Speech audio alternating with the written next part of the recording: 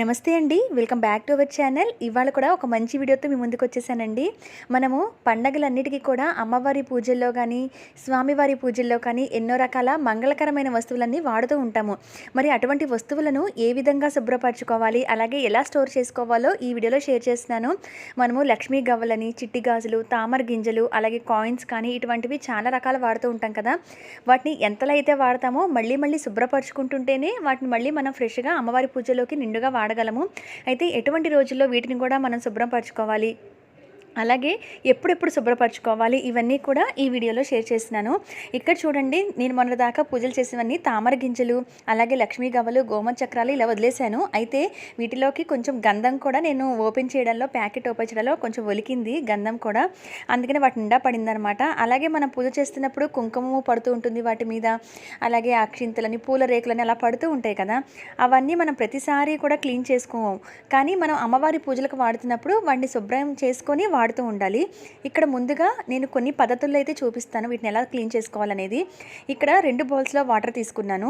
వీటిల్లోకి ఒక దాంట్లోకి పసుపు వేశాను, ఇంకో దాంట్లో గోమూత్రం తీసుకుంటున్నాను. ఇది చిన్న డబ్బా 28 రూపీస్. ఇది జస్ట్ మనం కొంచెం ఒక 2 డ్రాప్స్ వేసినా సరిపోతుంది. ఎందుకంటే గోమాత నుంచి వచ్చిన గోమయం కానీ, గోమూత్రం కానీ, ఆవు పాలు కానీ ఏవైనా సరే మనం పవిత్రంగా భావిస్తాము. శుద్ధి చేసుకోవడం కోసం ఈ విధంగా గోమూత్రాన్ని మామూలు వాటర్లో కొంచెం ఒక 2 డ్రాప్స్ వేసి కలుపుకొని, ఆ తర్వాత ఈ లక్ష్మీ గవ్వల్ని తీసుకొని ఆ లక్ష్మీ గవ్వల్ని వాటిలో ముందు శుద్ధి చేసుకున్న తర్వాత అప్పుడు పసుపు నీళ్ళలో కూడా ఒకసారి కడిగి, మళ్ళీ కావాలంటే మామూలు వాటర్తో కూడా ఒకసారి కడుక్కొని మనం ఆరపెట్టుకోవచ్చు. ఇక్కడైతే నేను వీటిని గోమూత్రంతోనూ అలాగే ఆ తర్వాత మా పసుపు నీళ్ళతోనూ కడిగేసి ఈ విధంగా ప్లేట్లో అయితే పెట్టేస్తున్నాను.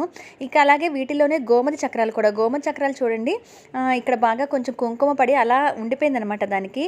అందుకని చెప్పి ఇలా చేతితోనే ఒకసారి ఇలా అంటున్నాను. ఒకలా మీకు రాకపోతే కనుక మనకి టూత్ బ్రష్ ఉంటుంది కదా, ఆ టూత్ బ్రష్ తీసుకొని కొంచెం ఇలా మనం దాన్ని రుద్దితే అవి కుంకుమ అంతా కూడా పోతుంది. అయితే టూత్ బ్రష్ కూడా దేవుడు సామాన్ తోవడానికి కానీ, ఇటువంటి వాష్ చేసుకోవడానికి కొత్తది ఒకటి కొనేసి ఈ దేవుడి సామాన్ కోసం వదిలేయండి. అంతేగాని మనం వాడింది ఎప్పుడు వాడకూడదు. ఇలా సపరేట్గా ఒక బ్రష్ అంటూ వీటికి పెట్టుకోవాలన్నమాట. ఇక్కడ నేను గోమతి చక్రాలు కూడా వాష్ చేసేసి మామూలు వాటర్లోనూ పసుపు వాటర్లో కూడా వాష్ చేశాను. ఒకవేళ మీ దగ్గర గోమూత్రం లేకపోతే కనుక గంగాజలం బాటిల్స్ కూడా ఇప్పుడు అమ్మేస్తున్నారు పూజా స్టోర్స్లో. మీకు కుదిరితే కనుక ఇదైనా తెచ్చుకోండి. ఇవన్నీ కూడా 20 రూపీస్లోను, 28 రూపీస్ ఆ చిన్న చిన్న బాటిల్స్ కూడా దొరుకుతున్నాయి. ఇక మనం అవే నమ్మి తీసుకోవాలి కాబట్టి ఆ బాటిల్ కూడా ఒక 2 డ్రాప్స్ వేసిన తర్వాత మామూలు వాటర్లో ఇక్కడ వచ్చేసి నేను తామర గింజలు అసలు కడగచ్చా అని కూడా చాలామంది అడిగారు నన్ను. ఎందుకంటే పూజలో నిత్యం వాడుతూ ఉంటాం కాబట్టి ఈ తామర గింజలు కూడా ఈ విధంగా వాటర్లో వేసేసి ఒకసారి వాష్ చేసుకోండి గంగాజలం కలిపిన వాటర్లో. ఆ తర్వాత వీటిని కూడా పసుపు వాటర్లో కడిగేస్తున్నాను. ఈ తామర గింజలు వచ్చేసి ఏంటంటే మనకి షైనింగ్గా కనబడవు అనమాట వాష్ చేసుకోకపోతే. అయితే వీటిని ఎక్కువసేపు నీళ్ళలో ఉంచకుండా జస్ట్ అలా వాష్ చేసేసి వీటిని ఆరపెట్టేసుకుంటే వీటిని షైనింగ్ చేసుకునే పద్ధతి కూడా నేను వీడియోలో చూపిస్తాను చూడండి. ఇది కూడా ఒక షాప్లో వాళ్ళు నాకు చెప్పారు. వీటిని ఎలా మంచిగా ఉంచుకోవాలని కూడా షేర్ చేస్తాను, వీడియోని చూస్తూ ఉండండి. ఇక్కడ తామర గింజల్ని కూడా ఈ విధంగా వాష్ చేశాను. ఇవన్నీ కూడా మీ దగ్గరున్న ఇవి ఇన్నిన్నే ఉండాలని లేదు. ఈవెన్ 9 ఉన్నా, 3 ఉన్నా, 5 ఉన్నా, మన పూజలు చేస్తున్నప్పుడు పూలు పెడుతూ ఉంటాం కదా, పూలు పెట్టి మరుసటి రోజుకి నిర్మాల్యమని తీసేస్తూ ఉంటాము. కానీ వీటిని వస్తువులు ఏంటంటే ఇవన్నీ మంగళకరమైన వస్తువులుగా భావించి మళ్ళీ మళ్ళీ మన పూజలో వాడుకుంటాం. ఒకసారి కొన్నామనంటే మన ఇంట్లో ఎప్పటికీ ఉండిపోతాయి. కాబట్టి అటువంటి వాటిల్ని శుభ్రం చేసుకొని అమ్మవారికి వాడుతూ ఉండాలి. ఇక్కడ అలాగే అమ్మవారికి మనం ఆర్నమెంట్స్ కూడా వేస్తూ ఉంటాము. అటువంటివి కూడా శుభ్రం చేసే వేయాలి. అవి కూడా నేను షేర్ చేస్తాను. ఇక్కడ వచ్చేసి చిట్టి గాజుల్ని కూడా మీ దగ్గర గోమూత్రం కానీ, గంగాజలం కానీ లేకపోతే ఒక వాటర్ తీసుకొని, ఒక బౌల్లో వాటర్ తీసుకొని మీరు దాంట్లో కొంచెం చిటికెడు పసుపు వేసేసి దాంట్లో కడిగేసుకోండి శుద్ధి అయినట్టుగా. ఎందుకంటే అందరింట్లో గోమూత్రం కానీ లేకపోతే గంగాజలం కానీ ఉండకపోవచ్చు.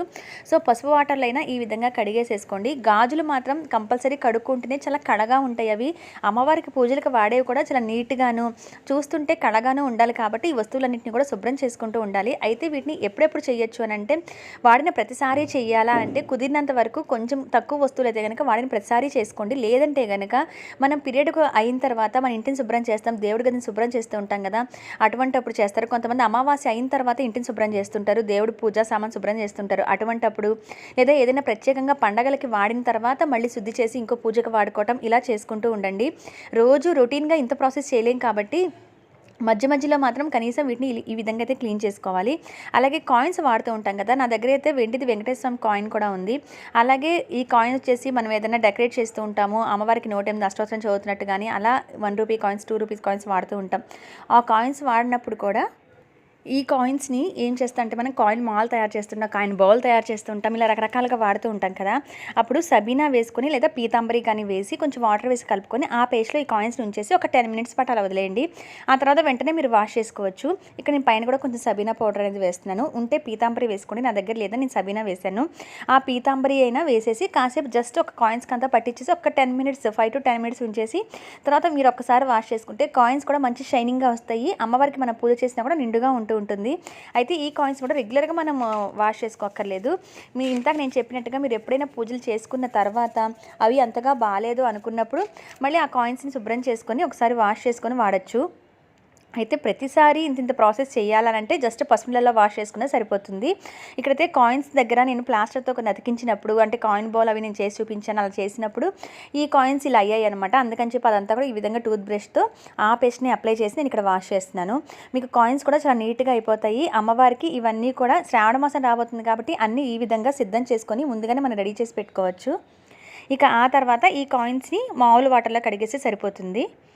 చూస్తారు కదా నీట్గా వచ్చేస్తుండే. అలాగే మన దగ్గర వెంకటేశ్వర స్వామి కాయిన్స్ కానీ లక్ష్మీదేవి కాయిన్స్ కానీ ఉంటూ ఉంటాయి.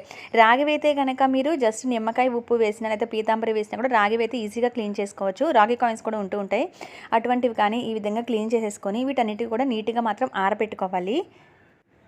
ఇలా అన్నీ కడిగేసి ప్లేట్లు అయితే పెట్టేసేసుకున్నాను. ఇలా మన దగ్గర ఎన్ని కాయిన్స్ ఉన్నా కూడా అవన్నీ కూడా పూజలు అయితే వాడుకోవచ్చు. ఇక నెక్స్ట్ వచ్చేసి మనకి మెయిన్గా ఉండేది వెండి పూలండి. వెండి పూలు వచ్చేసి సిల్వర్వి చాలా చిన్నవిగా ఉంటాయి. వీటిలో ఈ సైజులో కూడా వాటిని మనం అన్నీ వాష్ చేసినట్టుగా తోమలేము. అటువంటిప్పుడు ఏంటంటే మనకి సిల్వర్కి పేస్ట్ చాలా బాగా పనిచేస్తుందని తెలిసిందే కదా. ఆ పేస్ట్ని కొంచెం తీసుకొని వాటర్ కలిపేసి ఎక్కువ కలపద్దు వాటర్, జస్ట్ మీకు ఎన్ని పూలు అయితే ఉన్నాయో ఎన్ని వెండి చిన్న చిన్నవి అయితే ఐటమ్స్ కానీ లేకపోతే వెండి కాయిన్స్ కానీ ఉన్నాయో దానిని బట్టి కొంచెం పేస్ట్ తీసుకొని వాటర్ కలిపేసి దీంట్లో కూడా ఒక 10 మినిట్స్ ఈ వెండి వస్తువులను వదిలేసేయండి. ఎందుకంటే కొంతమంది ఇంట్లో చాలా చిన్న విగ్రహాలు కానీ ఏదైనా ఉన్నప్పుడు మనం పేస్ట్ వేసి తోముతూ ఉంటాము. చాలా బాగా పనిచేస్తుంది సిల్వర్ వాటికి. అలానే ఈ వెండి పూలు మనం తోమడానికి అవ్వదు కాబట్టి చిన్న చిన్నవి కదా, అందుకని చెప్పి మనం పేస్ట్ నీళ్ళల్లో కాసేపు అలా వేసేసి ఆ తర్వాత ఈ వెండి ఫ్లవర్స్ని చేత్తోనే కొంచెం ఒక్కసారి అలా అనేసుకుంటే వాటికి అంటిన కుంకుమ కానీ దాని డస్ట్ కానీ ఉంటే పోతుంది.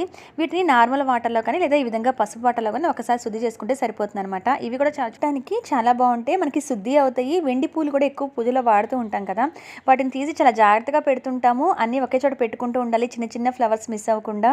కాబట్టి ఇలా వాష్ చేసుకునేటప్పుడు కూడా ఒకసారి నీళ్ళలో చూసుకొని జాగ్రత్తగా అన్ని ఫ్లవర్స్ తీసుకొని వీటిని కూడా ఈ విధంగా వాష్ చేసి పెట్టేసుకోండి. చక్కగా మనకి 108 ఫ్లవర్స్ ఉన్న వాళ్ళైతే కనుక వాటితో పూజ చేసుకోవటం, లేదా మన గులాబీలో కానీ మందారాలో కానీ ఈ పువ్వు గుచ్చి కూడా అమ్మవారికి మనం సమర్పించవచ్చు. అలాగే చిట్టి గాజులు మాలు ఉన్నాయనుకోండి, ఇలా మాలల పరంగా అమ్మవారికి వేసేవాళ్ళైతే మధ్యలో థ్రెడ్ ఉంటుంది కదా, అయినా కూడా మనకి మామూలుగా ఇంతాక చూపించినట్టుగా ఒకసారి నీళ్ళలో వాష్ చేసేసుకొని ఆరపెట్టేస్తే థ్రెడ్ కూడా ఆరిపోతుంది. మనకి అమ్మవారికి నిండుగా ఉంటుంది అనమాట గాజుల మాల అలంకరించిన. ఇక చివరిగా వచ్చేసి శ్రావణ మాసం అంటున్నా లేదా విడిగా అమ్మవారి ఫోటోకైనా మన పూజలు అనగానే కొంచెం సహజంగా నగలతో అలంకరిస్తూ ఉంటాము. బంగారపు నగలు అవ్వచ్చు లేదా 1 గ్రామ్ గోల్డ్ అవ్వచ్చు, మనం అలంకరణ అనేది చేస్తూ ఉంటాము. మరి అటువంటప్పుడు మనం వేసుకున్న నగలు వేయచ్చా అనేది డౌట్ కూడా ఉంటుంది కదా. ఎప్పుడైనా సరే బంగారం అవ్వచ్చు 1 గ్రామ్ గోల్డ్ అవ్వచ్చు, మనం వేసుకున్న నగలు అమ్మవారికి వేయాలంటే తప్పనిసరిగా ఈ విధంగా ఒకసారి శుద్ధి చేసి మాత్రం వేయండి. 1 గ్రామ్ గోల్డ్ అనేవి అమ్మవారికే కొన్నాము, అవి సపరేట్గా మనం వేసుకునేవి కాదు అనుకుంటే కనుక మీరు శుద్ధి చేయకపోయినా అమ్మవారికి మళ్ళీ మళ్ళీ వాడచ్చు. అవి ఇంకా మనం వేసుకోం కాబట్టి. కానీ కొంత జ్యువెలరీ ఏంటంటే మనం కూడా వేసుకుంటూ ఉంటాము, తర్వాత ఎప్పుడైనా అలంకరించాలంటే అమ్మవారికి కూడా వేస్తూ ఉంటాం. అది బంగారం అవ్వచ్చు లేదా 1 గ్రామ్ గోల్డ్ జ్యువెలరీ అవ్వచ్చు. అటువంటప్పుడు మాత్రం మనం వేసుకున్నవి అమ్మవారికి వేయాలి అని అంటే ఒక్కసారి ఆవు పాలండి, ఇవి చిటికెడు కొంచెమే తీసుకోండి. ఇంకా ఇక్కడ ఎక్కువ తీసుకున్నాను, అన్నీ కూడా అవసరం లేదు. కొంచెం తీసుకొని తర్వాత ఒక్కసారి వాటిలో ముంచి వాటర్లో కూడా ముంచేసి మామూలుతో కడుక్కొని తీసేయండి. కొన్ని జ్యువెలరీస్ వాటర్లో అసలు ఎక్కువ తడపకూడదు. అటువంటప్పుడు జస్ట్ శుద్ధి చేసామా లేదా అన్నట్టుగా అలా తడిపేసి తీసేసి వెంటనే తుడిచేసుకోండి. మనకి కలర్ కూడా ఏం షేడ్ అవ్వదు. ఎందుకంటే మనం వేసుకుంటున్న నగలు మళ్ళీ అమ్మవారికి అలంకరించాలంటే శుద్ధి చేస్తేనే వేయాలి. అదే బంగారం కూడా ఒక్కసారి ఇలా పాలలో ముంచి శుద్ధి చేసుకోవచ్చు అని అంటారు. కాబట్టి ఈ విధంగా చేయండి. తర్వాత వాటర్లో ఒక్కసారి డిప్ చేసేసి తీసేసి వెంటనే మాత్రం వీటిని తొడవండి. తుడిచి మళ్ళీ కాసేపు ఆరపెట్టాలి. లేకపోతే కొన్ని జ్యువెలరీ వచ్చేసి 1 గ్రామ్ ఏంటంటే క్వాలిటీ తక్కువ ఉంటే వెంటనే నీళ్ళలో ఎక్కువసేపు ఉంచితే కలర్ షేడ్ అయ్యే ప్రాబ్లం అనేది వస్తుంది. కాబట్టి వెంటనే తీసేసి ఈ విధంగా ఒకసారి తుడుచుకున్న తర్వాత మళ్ళీ ఆరపెట్టండి. ఇలా ఒక క్లాత్ కాటన్ని తీసుకొని మీరు ఏవైతే శుద్ధి చేశారో మంగళకరమైన వస్తువులు అవన్నీ కూడా శుభ్రంగా మామూలుగా ఫ్యాన్ గాలికి ఆరనివ్వండి. ఎండ కూడా అవసరం లేదు. ఒక 20 మినిట్స్ హాఫ్ అన్ అవర్ పాటు మీరు గాలికి ఆరనిస్తే ఇవన్నీ కూడా చాలా మంచి షైనింగ్ అనేది వస్తాయి, చాలా బాగుంటాయి అనమాట. ఇక్కడ నేను కాయిన్స్, అలాగే కడిగిన 2 నగలు, ఇక వచ్చేసి తామర గింజలు, లక్ష్మీ గవ్వలు ఏవైతే మీకు శుద్ధి చేస్తూ చూపించానో అవన్నీ కూడా ఈ విధంగా ఆరపెట్టేస్తున్నాను.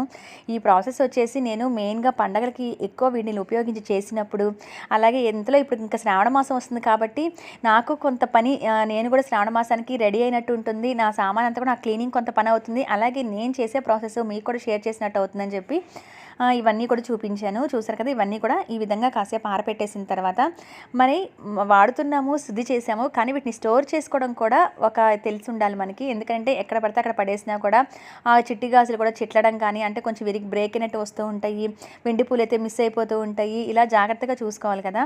అందుకని చెప్పి మనం స్టోర్ చేసుకునేటప్పుడు కూడా మీ దగ్గర ఏ బాక్సెస్ ఉన్నా సరే అన్నీ ఒకే చోట పెట్టుకోవాలనుకుంటే ఇలా మనకి పోపు డబ్బా లాగా ఉంటుంది కదా, ఆ బాక్స్ తీసుకొనైనా కొంచెం దీంట్లో స్టార్టింగ్ వచ్చేసి పచ్చకర్పూరం వేయండి.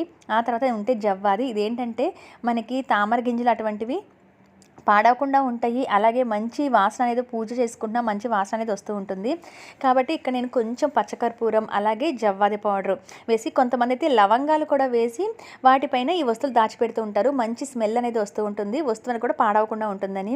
ఇక్కడ నేను సపరేట్గా కలర్ అయితే గాజులు తీసేసాను. ఎందుకంటే ఏ కలర్ కావాలంటే ఒక్కొక్కసారి ఒక్కొక్క కలర్తో అమ్మవారికి ఆ చిట్టి గాజులతో పూజ అనేది చేసుకోవచ్చు అని చెప్పి ఇలా విడివిడిగా పెట్టుకున్నాను. అలాగే తామర గింజలు ఇది నాకు షాప్లో వాళ్ళు చెప్పిందేనండి. మనకి కొబ్బరి నూనె ఉంటుంది కదా, ఆ కొబ్బరి నూనెని జస్ట్ కొంచెం ఒక డ్రాప్ తీసుకొని వీటిని కొంచెము అలా తుడిస్తే మనకి మంచి షైనింగ్గా ఉంటాయట ఎక్కువ రోజులు. ఇది షాప్లో కొన్నప్పుడు వాళ్ళు చెప్పారనమాట. అందుకని నేను చేసి చూస్తున్నాను. అయితే కొబ్బరిని యూజ్ చేయొచ్చు, నేనైతే ఇక్కడ అత్తరు యూజ్ చేస్తున్నాను. జస్ట్ వాటిని కొంచెము అలా డిప్ చేసి కాటన్ తీసుకొని అలా తుడిస్తే కనుక మనకి మంచి స్మెల్ వస్తూ ఉంటుంది. అలాగే ఎక్కువ కాలం ఫ్రెష్గా ఉంటాయని చెప్తున్నారు వాళ్ళు. సో అందుకని చెప్పి నేను కూడా చేసి చూద్దామని చెప్పి చేశాను. అయితే వీటిని కూడా మళ్ళీ అలా అత్తర్తో కానీ అలా క్లీన్ చేసిన తర్వాత కూడా కాసేపు ఆరనిచ్చిన తర్వాత స్టోర్ చేసుకోండి. ఇక్కడ నేను వెండి పూలు కూడా బాక్స్లో పెట్టేసి, తామర గింజలు కొంచెం ఎక్కువ ఉన్నాయి కాబట్టి సపరేట్గా ఒక బాక్స్లో పెట్టాను. సో మీరు చేయగలిగితే కొబ్బరి నూనెలో జస్ట్ డిప్ చేసి ఒక 2 డ్రాప్స్ లేదా అత్తర్ కానీ జవ్వాది లిక్విడ్ కానీ ఇటువంటి వాటితో వాటిని తుడుచుకొని చూడండి. మీరు తామర గింజల్ని తుడుచుకొని చూసి ఆ తర్వాత కొంచెం ఆరిన తర్వాత మళ్ళీ స్టోర్ చేసుకోండి. ఇక్కడ కాయిన్స్ అన్నింటిని కూడా సపరేట్గా ఒక బాక్స్లో అయితే పెట్టుకుంటున్నాను. తామర గింజలు సపరేట్గా పెట్టి పైన మళ్ళీ కొంచెం పచ్చకర్పూరాన్ని చిరిమి వేసాను. అలాగే ఒక చిన్న పచ్చకర్పూరం కూడా వేసాను, లేదా మామూలు కర్పూరం కానీ వీడు వేసుకుంటే మనకి ఫ్రెష్గా ఉంటాయి అనమాట ఎక్కువ రోజుల పాటు. ఇదిగోండి, ఈ విధంగా మంగళకరమైన వస్తువులన్నీ కూడా శుద్ధి చేసుకొని ఈ విధంగా మళ్ళీ పూజలకు సిద్ధం చేసుకొని అమ్మవారి పూజలకి కావాల్సిన ఐటమ్ వరకు తీసుకొని మనం వాడుకోవచ్చు. మిగతావన్నీ కూడా ఫ్రెష్గా ఉంటాయి. ఇలా శుద్ధి చేసి పెట్టుకుంటే కనుక మనం ఎప్పటికప్పుడు పూజలకి వెతుక్కోకుండా అన్నీ ఒకే చోట మనకి అందుబాటులో నీట్గా దొరుకుతాయి అన్నమాట.